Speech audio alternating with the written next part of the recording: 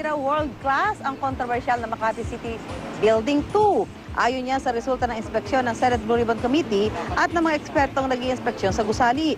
Sa pag-iikot ng grupo, isa-isa nilang sinuri ang bawat palapag at sinukat ang floor area. Napuna ang mga bodega o storage sa space at maging ilang opisina na walang laman. Ang mga pader, gawa lang daw sa bakal na pinatungan ng boards at pininturahan. Wala ring finishing ang semento sa 6 na palapag na parking area. Base sa sukat ng gusali at presyo nito, lumalabas na mahigit 80,000 per square meter ang ginastos.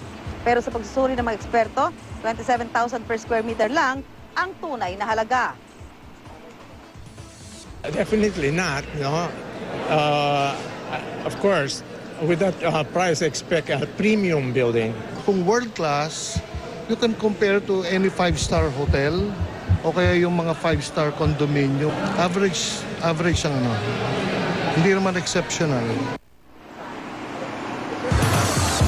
Depensa ng Makati City Government, ang Commission on Audit lang ang makapagsasabi kung overpriced nga ang gusali.